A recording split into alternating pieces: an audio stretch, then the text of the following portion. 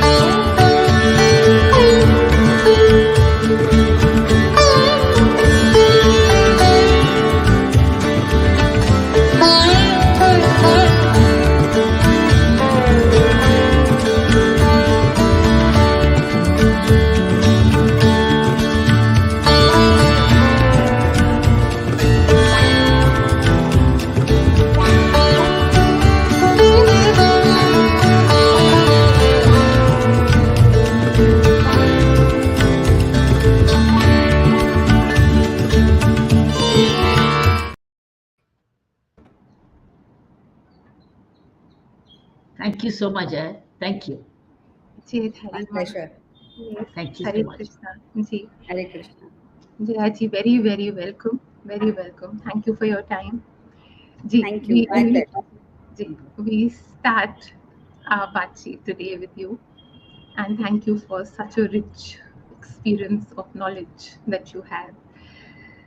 Jayaji, what does it mean? I was watching one of your videos, and it's a beautiful thing what you said. You must have an appetite to live life, and you must have the stomach to digest life. Your thoughts on that, Ji? Yes. Just as if you have an upset stomach, you can't enjoy the best food that is laid out before you.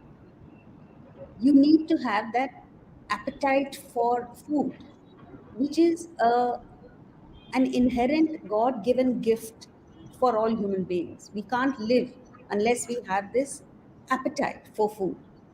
And this can happen only when you are healthy and you have that zest for life. So, similarly, in life in general, many of us have this dyspepsia, a kind of a sickness, nausea for life, because we haven't approached it the right way. We haven't learned the technique of living. Now, once you learn the technique of living, you develop this healthy appetite for life where you can go out into the world, enjoy life, enjoy every little thing that the world has to offer, and yet, as you rightly said, have the capacity to digest unfavorable circumstances, digest the challenges of life. So we need both the appetite to enjoy the good things of life as well as the capacity to digest the unfavorable, negative challenges of life. Because the world is a mix of both joy and sorrow, profit and loss, pleasure and displeasure, so on and so forth. So it's important that we develop both. Ji. Jaya, when does this begin? When do you start learning this technique of living? When does it begin? Ideally, it should begin at age 7 or 8. That is when the Upanayanam ceremony is conducted, where it indicates the birth of the intellect. Because as children, our intellect is dormant. So for the first 7 years, we are still trying to figure things out. But at age 8, we develop the capacity to think for ourselves. In fact, in modern times, this happens much earlier. But traditionally, it is at age 7 or 8, where you begin the education by asking questions of the child, by sharing a few stories with the child, in a way that the child can understand, relate to, and figure it out for himself or herself. And then, as the child grows, then you start teaching the principles of Vedanta, and that age differs from child to child. For instance, I was 7 when I was first exposed to a lecture, a full length lecture. And I remember not having understood most of it, but coming home with a very powerful thought that maybe someday I should be around people like that, you know. And strangely enough, it has happened. So at that young age, there is as Saina rightly said, the seeds are sown. When they will blossom and when they will come to fruition, we don't know. So you just sow the seeds in the child and then nurture it, nourish it, and wait for it to blossom. Ma'am, Why? does the Guna. Who should be Ji. doing this? Who should be doing? Because this is, I think, the crux we're holding because of today's crime situation in Delhi. Terrible crimes. Have you seen how women are being butchered? Wh- You mean to say that these seeds were not sown? And who sows these seeds? And what are those seeds? I think it's a Yes, very important answer, question and answer today. yes. These seeds, unfortunately, have not been sown. As David Frawley says, in the Indian populace has lost touch with its tradition and philosophy for a millennium. And that coincides with the invasions. If you look at history, invasions into India, the deterioration among royal families, deterioration among the intellectuals, and all this has come to a head now. Ideally, the parents should teach the child, preferably through example, not by teaching, not verbal teaching, but by just living high principles. Children automatically pick them up. I often say children don't listen to what the parent says, but the child watches very carefully how the parent lives and emulates that.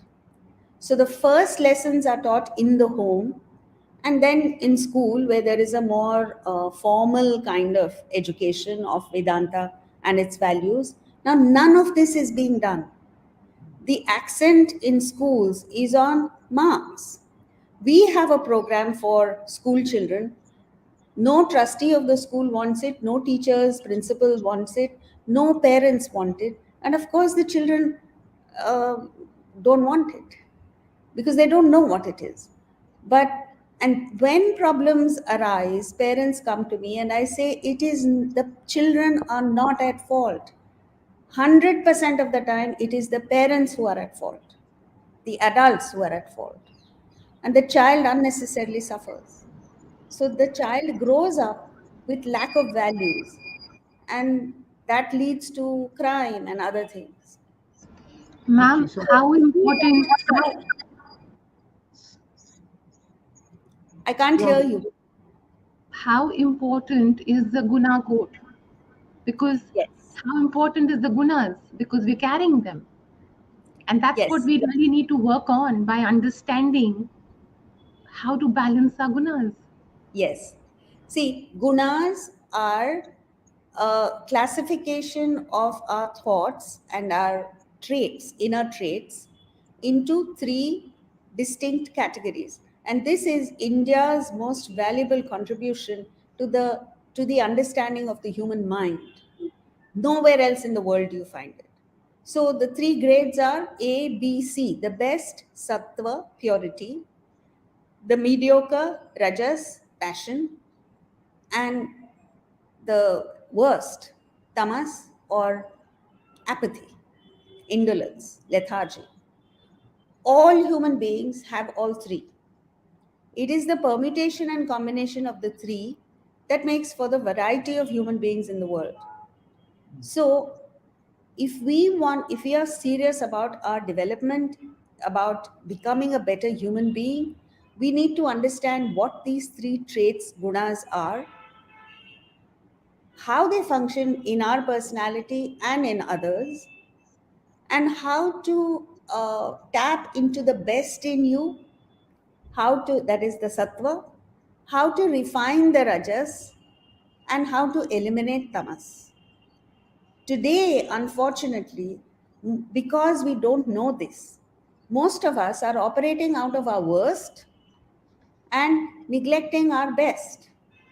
So it's like having a garden with weeds, lawn, and exotic flowers, and you are promoting the weeds, adding manure, water to the weeds, and totally neglecting the exotic flowers. So the sattva in us needs to be nurtured, nourished, encouraged, and this is unfortunately not being done. I think this is what you mentioned in this book. You Yes, mentioned this very well in Beyond Harvard. This is your very good book, which I've read very carefully. And I thank want to you. benefit the readers from this book. I think just beautiful book. You said four components are not equally distributed.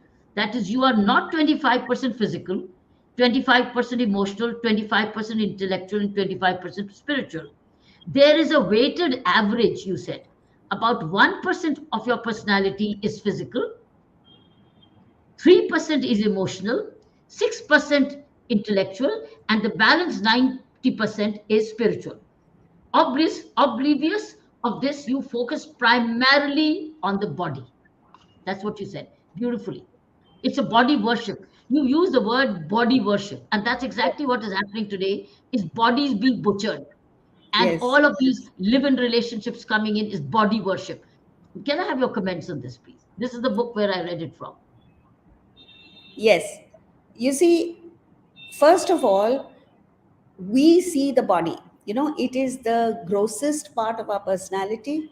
So when you can see your hands, you can see your body, you look in the mirror, you see your physical body. The mind and intellect comprise the inner personality, which you don't see, but you can recognize because you have feelings, love, hatred, jealousy, so on and so forth, and you have the capacity to think and analyze. But the spirit is not seen, not touched. There is no way of contacting the spirit. But just as, do you see butter in milk? No. But when you know there is butter in milk and you learn the technique of extracting butter from milk, then life becomes a pleasure because you have extracted the best from milk. Similarly, you don't see spirit in life, in the world, in you, but there is a technique of extracting that spirit. And that technique is where your mind must be made lukewarm, just as milk is made lukewarm. Means lukewarm means you have enough experiences of the world. You're not a person who doesn't know anything about the world, nor are you too hot, like you're not partying every day till 4 a.m.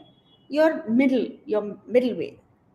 And then you introduce just a little bit of spiritual thought, which is preferably first thing in the morning. You study, you expose yourself to spiritual thought, and let that soak in your personality.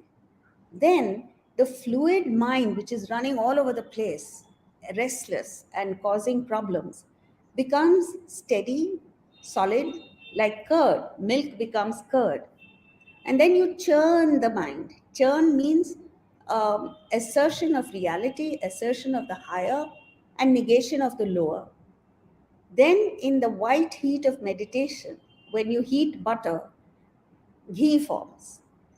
Ghee is more permanent, butter turns rancid. Similarly, in the mind, when you meditate, in that heat of meditation, you get the permanent, which is the spirit. So, this is the way of extracting it. But it all begins, it doesn't start with meditation, it starts with selfless service, it starts with karma yoga. Then you move to bhakti yoga, jnana yoga, subtler forms, and reduce your desires. Then you become what is known as open eyed meditation. You know, you open your eyes, you're interacting with the world, but there is one aspect of your mind that is anchored in the higher.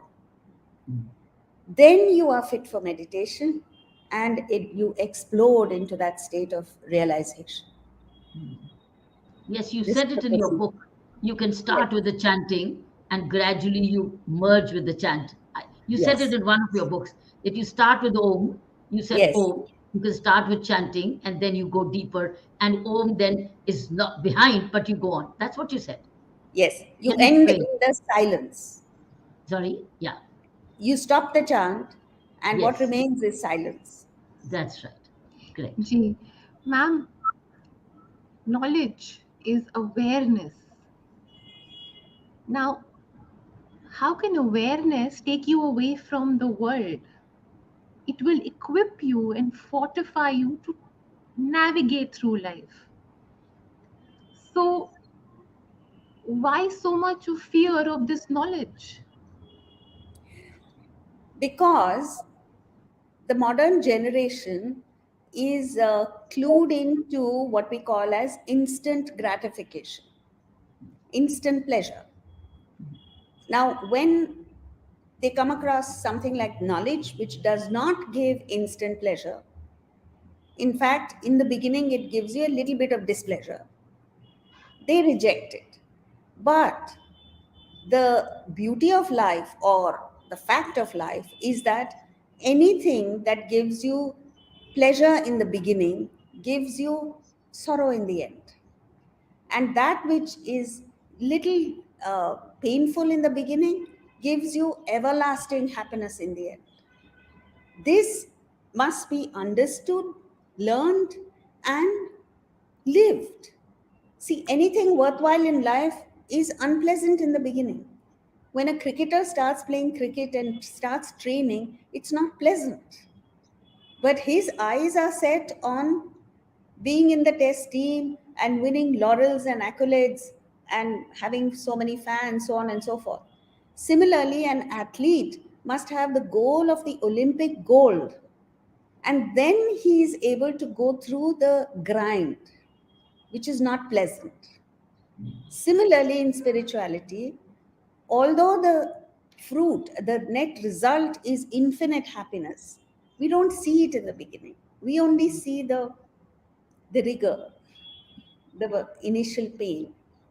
If you exercise, if even if you exercise every day, when you wake up in the morning, there's something in you which says, "Chalo yaar, go to sleep," you know, because it is distasteful. But when you understand how it functions, you decide that for a few moments of pleasure, I am not going to give up a lifetime of happiness. So, that knowledge, that little bit of knowledge, must be conveyed to the youth of today so that they make the right choices, the right decisions in life. You said in the book, one of your books, and just give me 2 minutes. You said the mind can be likened to a virus in a computer, and the intellect is like the antivirus software. Yes. How do you understand this? How do the youngsters and we people understand this? Okay. See, the mind is full of likes and dislikes, loves and hates, impulse. It opts for instant pleasure. Yes. So it does not have the capacity to figure out what is in your interest and what is not in your interest. It may like things that are not good for you, and it may dislike things that are good for you. So the mind has the capacity, and the mind is full of desires. So it has the capacity to wreck your inner personality, to ruin you. It is the intellect which has the capacity to analyze, to discriminate, to weigh the pros and cons, and arrive at the right decision. So the intellect needs to govern the mind, guide the mind, supervise the mind. Then you have a wonderful collaboration between the mind and the intellect. Otherwise, the mind and intellect go in separate ways, and you are a torn personality within. Is conscience another name of our intellect? Excellent question. Conscience is the intellect is of two types. They say tikshna buddhi or gross intellect and sukshma buddhi or subtle intellect. This subtle intellect is what we call conscience. It is the pole star. It's like the mariner's compass that points only in one direction. It points north. Similarly, our conscience points towards the highest being God or spirit or Atma. So that's why Shakespeare said, "To thine own self be true, and it must follow as light the day, thou canst not then be false to any man." So if only each person were true to his or her own conscience, there would be no problems in the world. But each Does person's conscience will say different things. does the One person, conscience speak? Does the conscience speak to you? not in so many words, but yes, it tells you very definitely, very specifically what is right, what is wrong, what is higher, what is lower, what you should do, what you should not do. But because of the force of desires, we overthrow the conscience and do what we want. How does one listen to the conscience and become conscious of the conscience? By um through education of Vedantic values, when you are exposed to higher values, even as a child, the interesting thing is, even a very young child knows right from wrong. So the conscience is there even in children. But when you help the child to be aware of it, excuse me, and act on it, then the conscience becomes strong, and the child doesn't waver. Like I have seen a 9-year-old child say, when the parents are non-vegetarian, this little girl is vegetarian, and she says, "Do you have a pet dog? How would you like to kill the dog and eat it?" It's the same as eating meat. You're killing animals and eating. So she is very strong. Her conscience very strongly tells her not to, that it is wrong to kill animals and eat. I'm not saying that everyone's conscience should say that. Someone else's conscience may say it's perfectly all right to eat meat, but that's a different thing. But when you encourage the child to listen to the conscience, to ask the child, what do you think is right, you know in these circumstances, what is the right thing to do? For instance, cheating in an exam, do you think it's right? And invariably every child will say it's wrong. Then you ask, but why do you do it? Because I haven't studied for it, and if I cheat, I'll get the marks. So it's very clear that the conscience is operating, but something else comes and pushes the child to do things which he himself believes is wrong. Are we But all born with nowadays, what's happening is even parents are encouraging children to cheat. Jaya, are we born with a conscience? Are we Yes, all born with it? Is yes, it born with us? yes.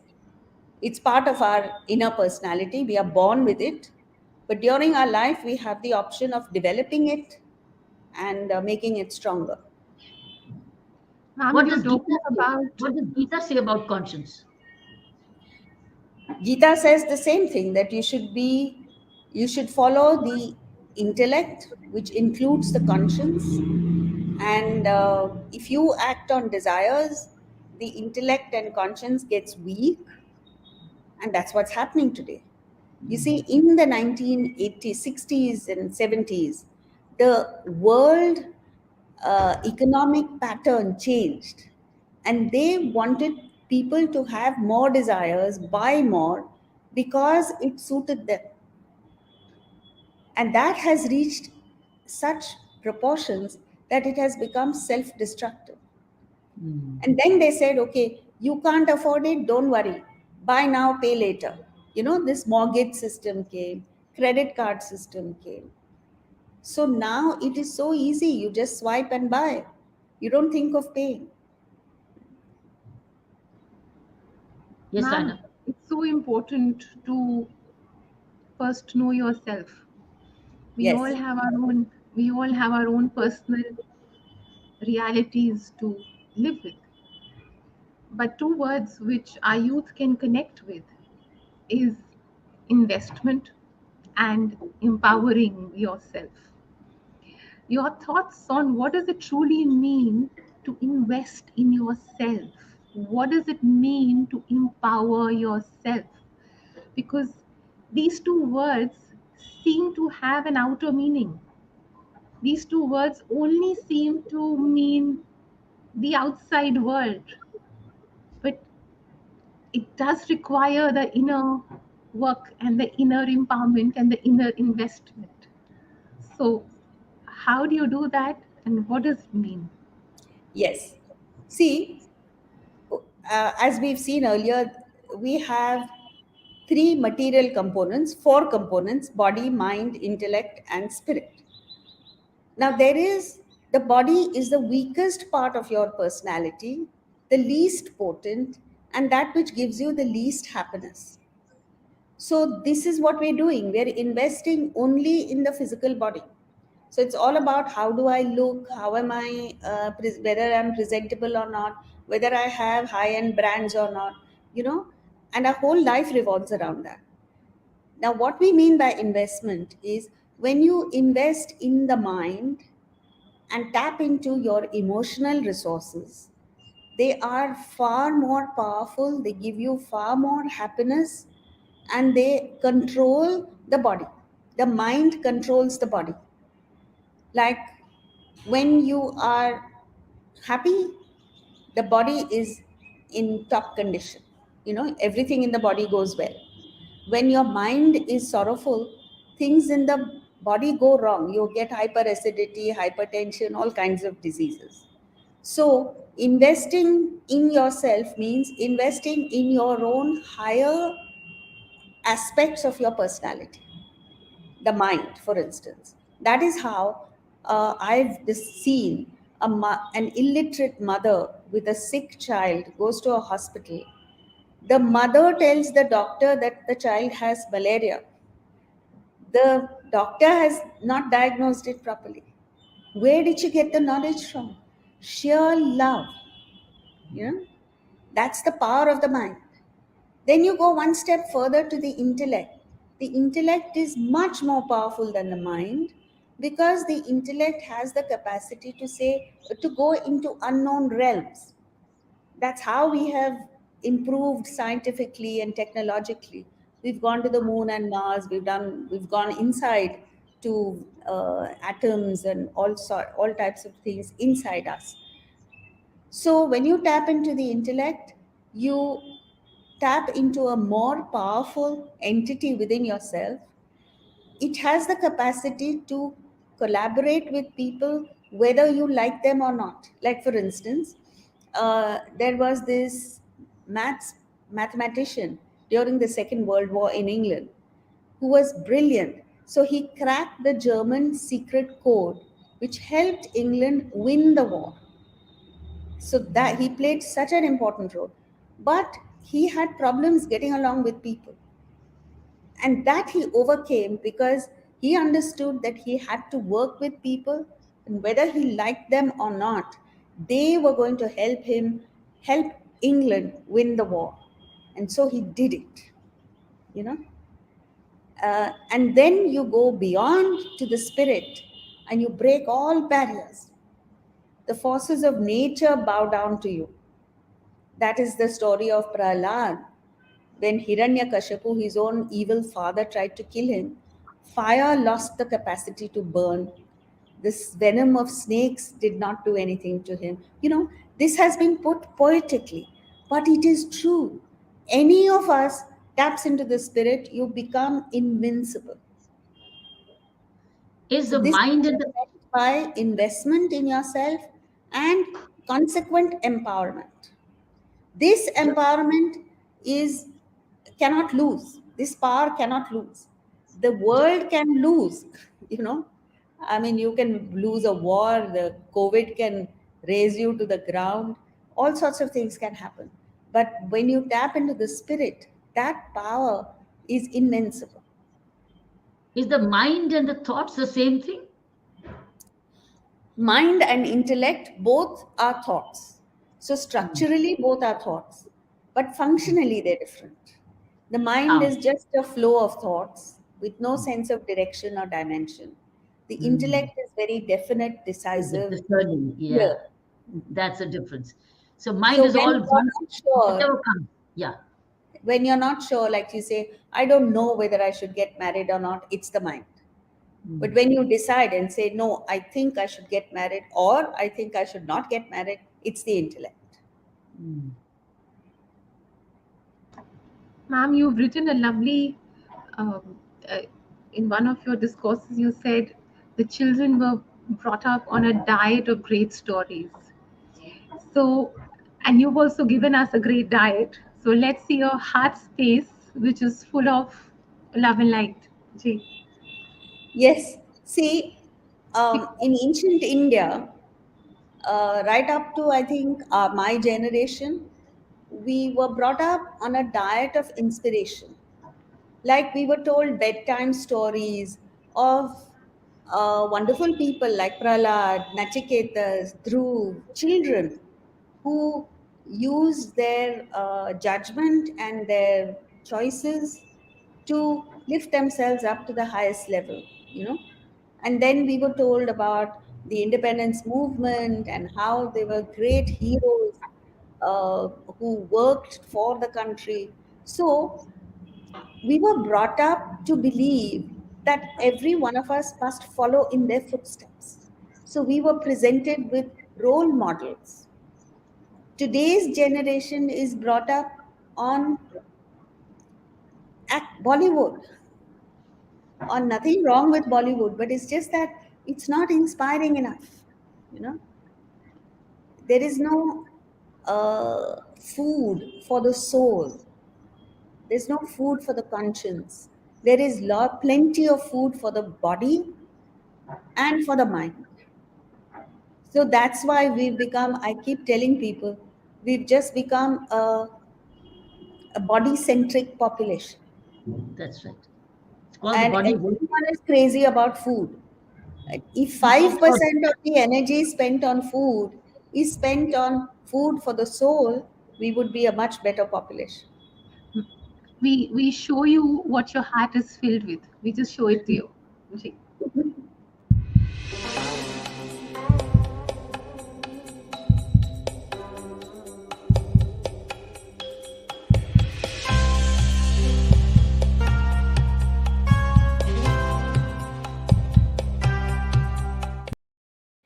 how nice that you write so well, so simply written. I could read books over the days so fast. They were so absorbing, Jaya. When do you write? When do you get the time to write? Early in the morning.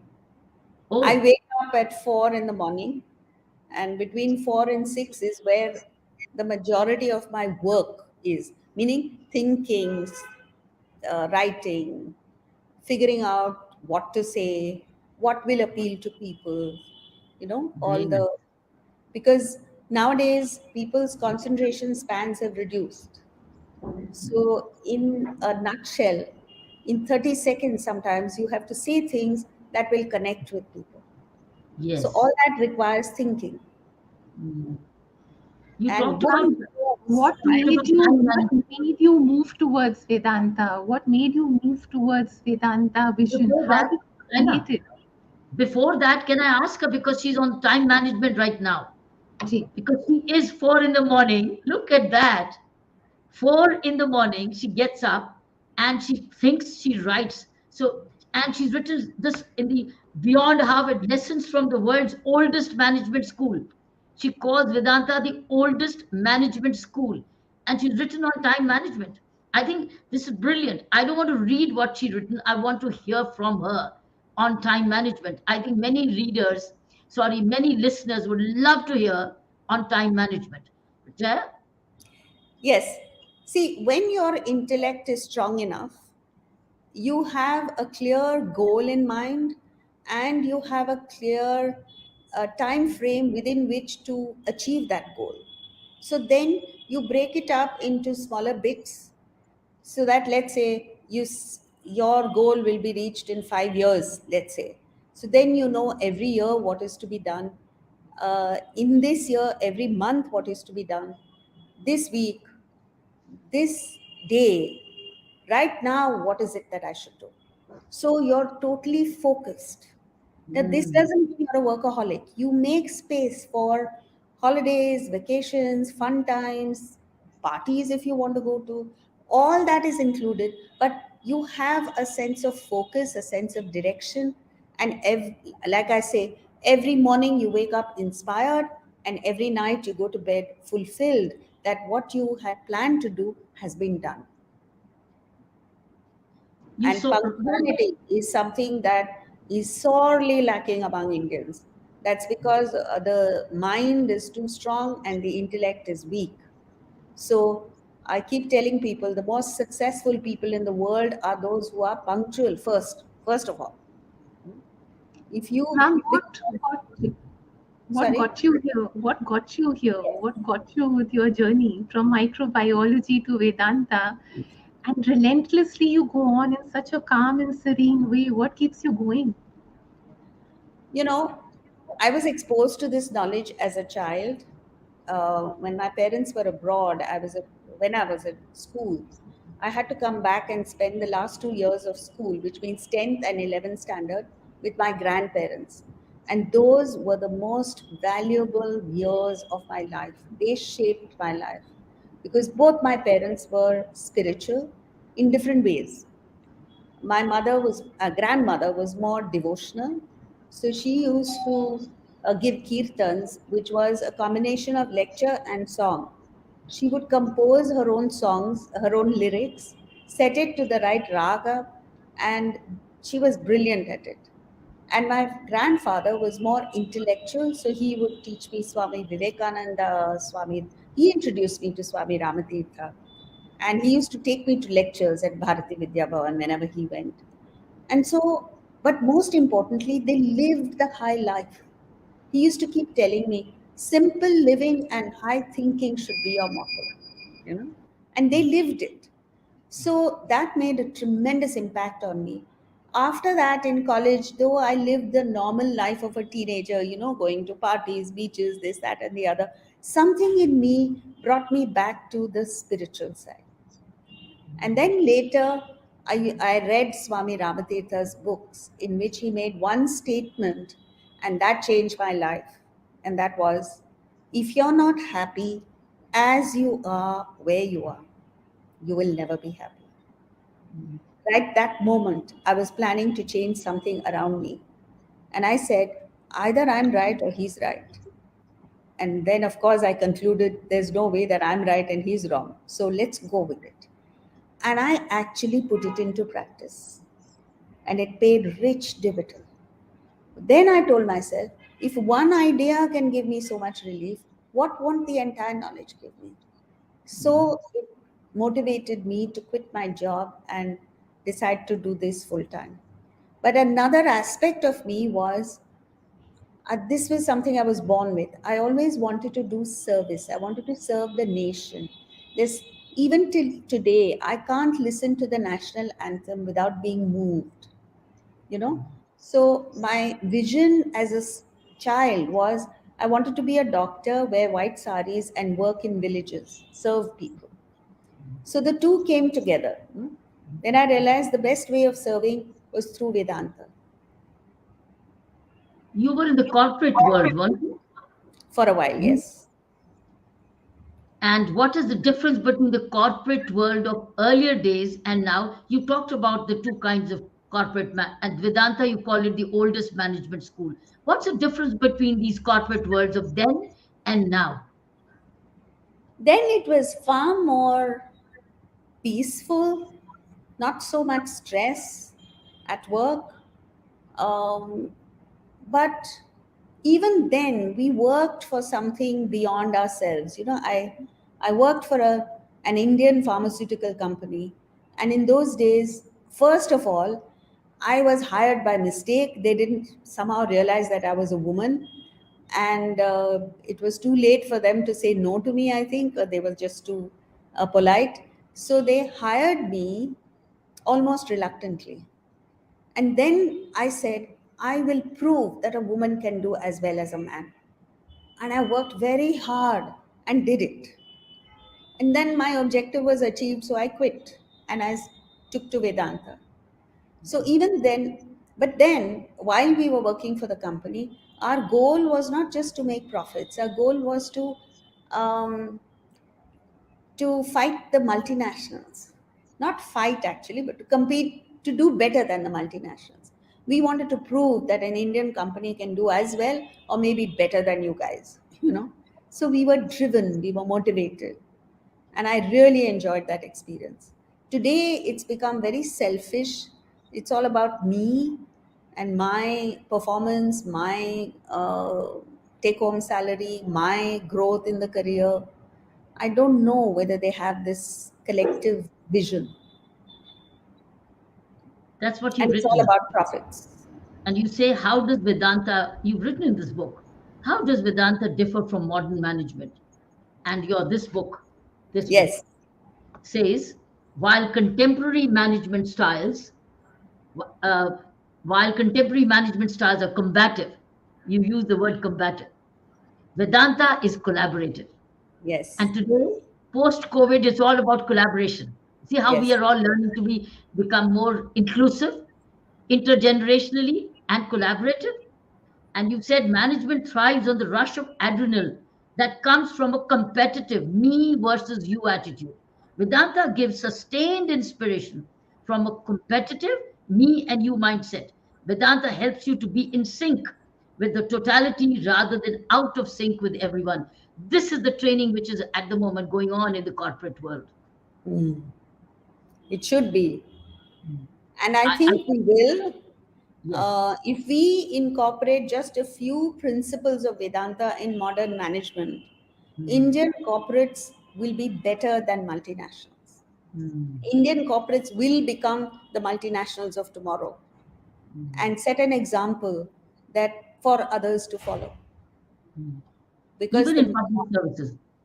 yes, because the modern Western style of management has its limitations. Mm. Mm. Sana, your question. Ma'am, I'm very intrigued by something. We all accumulate so much of karma over lifetimes. And I do believe there are moments when God just decides to wipe the slate clean and give you a fresh beginning.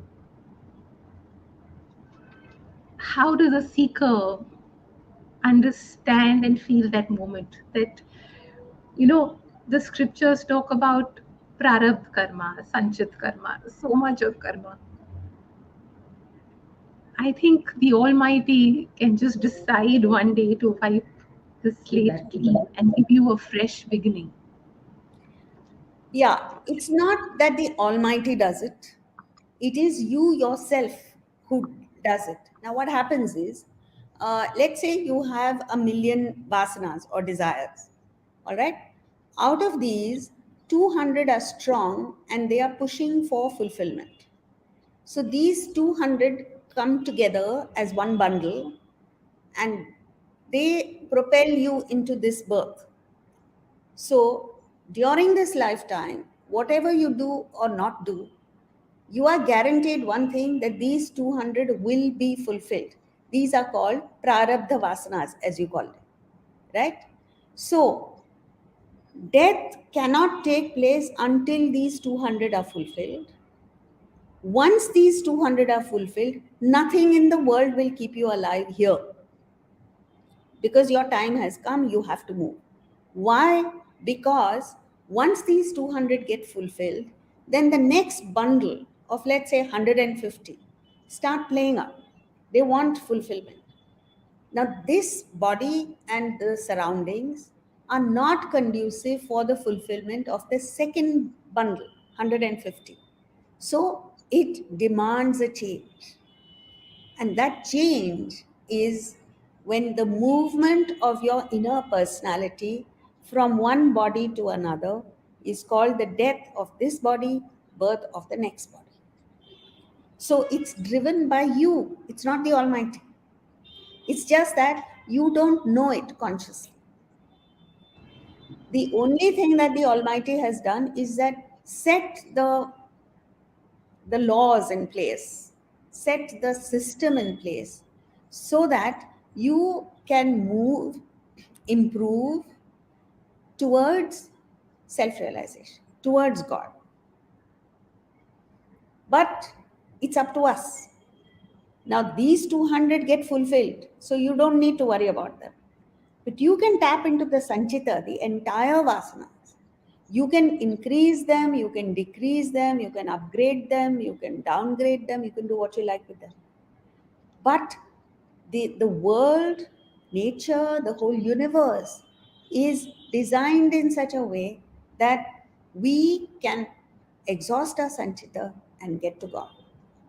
Unfortunately, we are defying the system and we are increasing the sanchita, which means we are condemning ourselves to many more lives. So, as the verse in the Bhagavad Gita, second chapter says, it compares us with clothes, you know. So, a rich man changes clothes once, maybe 5 times a day. In the morning, he goes for a walk, so he wears a different set of clothes, comes back, maybe wears a business suit, goes to work, comes back, then goes to a party, comes back, and wears night clothes. A poor man doesn't have the resources. He changes clothes once in 3 days, maybe. So rich in our when it comes to philosophy, if you're rich with vasanas, with desires, this happens very often. You know, this birth death cycle happens very often because you have too many desires to fulfill.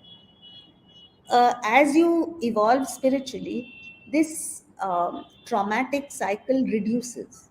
So you are generally happier, you're content with yourself, you know how the law functions, you understand it, you accept it, and it doesn't traumatize you that much because you don't get attached to too many things. The trauma comes, the pain comes because of attachment. So if the see, pain is a given in life. There is pain, there is joy.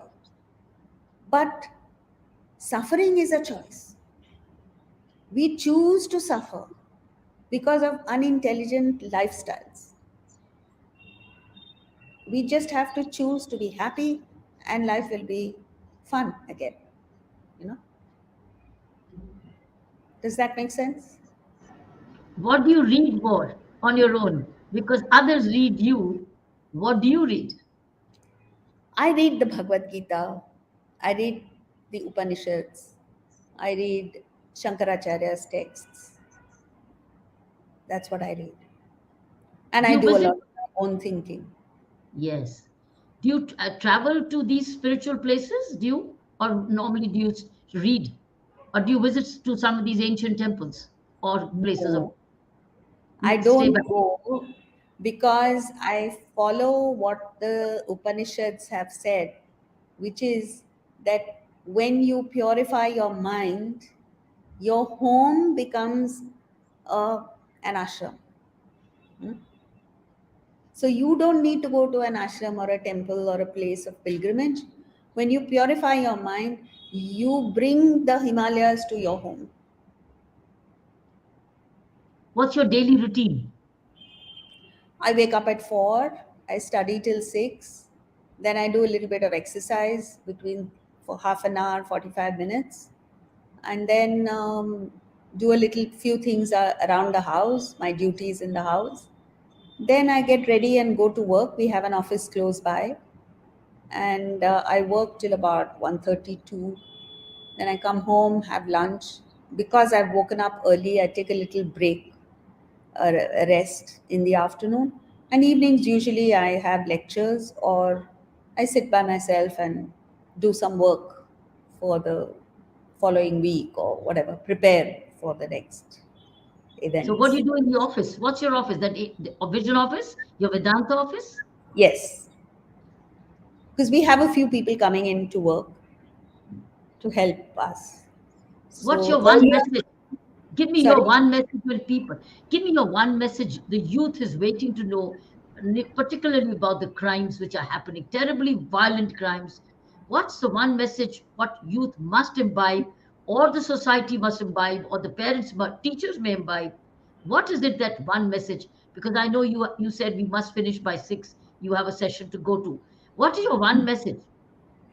the one message is that just as the ocean is full of waves, and a person who wants to surf the waves needs to learn the technique of dealing with the waves. Similarly, life is full of challenges.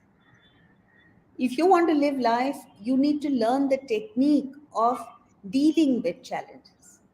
If a small just as when a small wave comes, the guy surfs over it, rides over it. If a big wave comes, he ducks under it.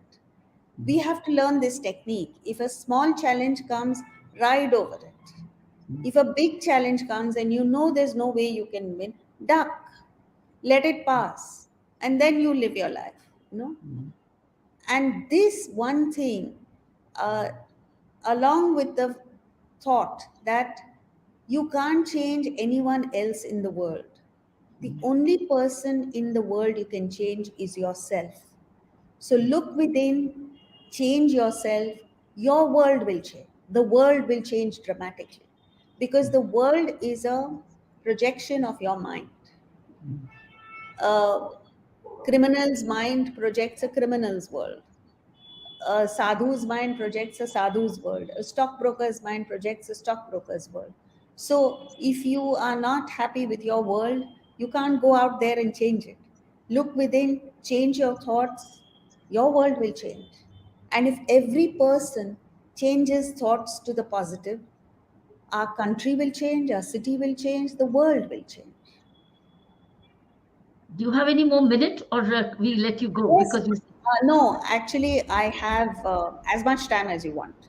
Oh, great. So give me a message for teachers then, because teachers also need. Give a message for teachers and parents. Separate for teachers and parents, or are they the same? For teachers, remember that you are the creators of the next generation. And so be very careful how you behave with the kids. It is your behavior and that matters, that the children will pick up, not the subjects that you teach. So, yes, it is important to teach subjects, but it is more important to come out as as a good person, a person of character, a person that the children will look up to and remember all their lives. Like I remember my teachers all my life, they have been my inspiration. And parents, a message for parents. For parents, you have wealth in your hands. Every child is worth his weight in gold. It's for you. It's like Michelangelo said, every block of wood or stone has a beautiful statue in it. All you have to do is remove the excess material. Your role in life is to provide the child with a positive environment so that he or she may grow the way nature has designed it to grow. A mango seed can only become a mango tree. It cannot become a coconut tree just because you want it to. So don't try and live your ambitions vicariously through your children. Don't pressurize them. Give them the freedom to grow the way they want to grow. I must quote Dr. Abdul Kalam, one of our most fantastic presidents. He said, our children are born happy. We are the ones who wipe that smile off their faces. And he said, it is my mission to bring back the smile on the face of every child. The parents must remember this. Because as Swami Ramatirtha said, your only duty in life is to be happy. If you can add to the happiness of your child, you have fulfilled your duty as a parent. Very fantastic. I think we needed these messages and reiterated them. Yes, Sana? Ma'am, you have a beautiful voice and you chant. So I've heard your mantras. Can you chant a mantra for us? You know, I've had a bad throat and I'm not quite normal, but what mantra would you like? Any mantra that is coming to your mind and heart, whatever you want to speak to Okay. us.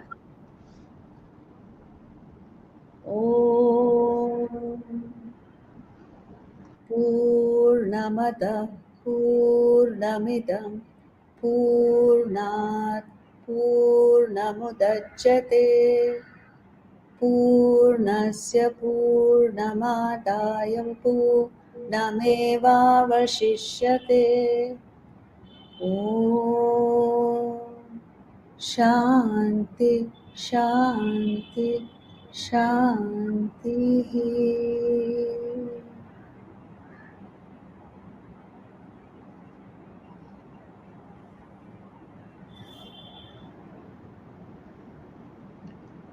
Would you be kind enough to share the meaning with us? Yes.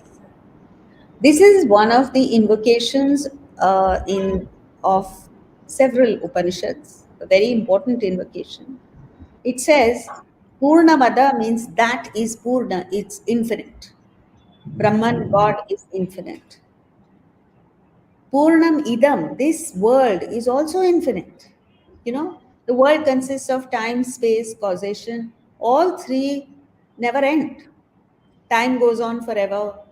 Space is forever. You can't imagine the universe like a bubble, it just goes on and on. And creation. Your fathers went on, and your son will go on.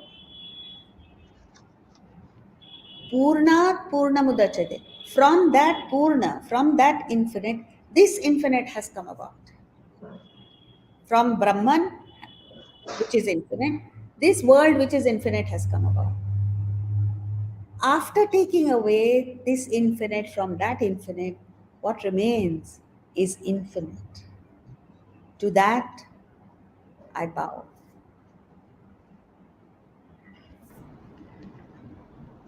Thank you. So, See, this invocation has a very powerful effect, just the chant. I didn't do justice to it, but if you powerfully chant, it has an impact. And when you learn the meaning, it is amazing. You mentioned the gurus. You dedicated your book to gurus. Gurus. Who are those gurus? Are they by name or it's a cosmos? It includes all, includes the individual's gurus, but if you trace it back, it goes back to ancient India, to the Saptarishis, to those people who discovered these laws in the first place. If they hadn't done their bit, we wouldn't have the knowledge. That's And true. with every passing generation, there have been countless gurus who have done their research, their sacrifices to pass on the message to us. That's That's why I've true. deliberately used it in plural and not Yes, limited it to specific gurus. that's right. Our inheritance, Hmm. our peers, our saints, our, Absolutely. our rishis, our munis. And we as Indians are very fortunate to have been born in the land of the rishis. We are the most unintelligent people who are not tapping into this wealth. Once we do that, everything will fall in place.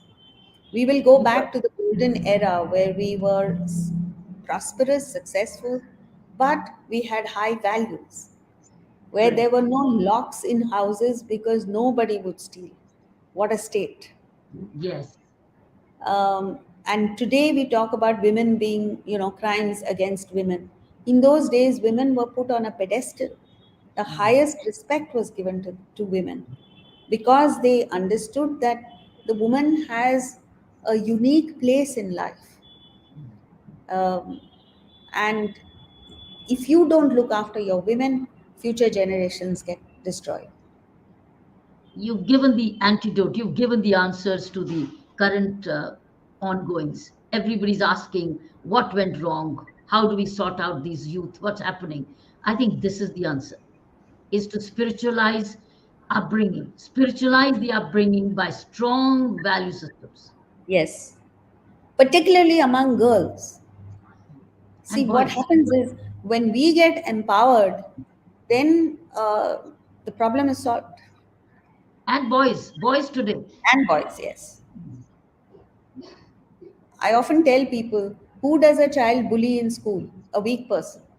Yes, So the moment you become strong, the bully leaves you alone and goes to the next weak person. correct. So our duty in life is just to become strong, Yes, spiritually strong. correct. There is a Then, story yes, of a beautiful lady who was in the forest, and a prince went there and saw her and was running after her or wanting her. She started running, and she ran and ran and ran. Finally, out of fatigue, she fell and fainted. So the prince went and put a few drops of water on her eyes to revive her. And the story goes, she opened her eyes and he turned to dust.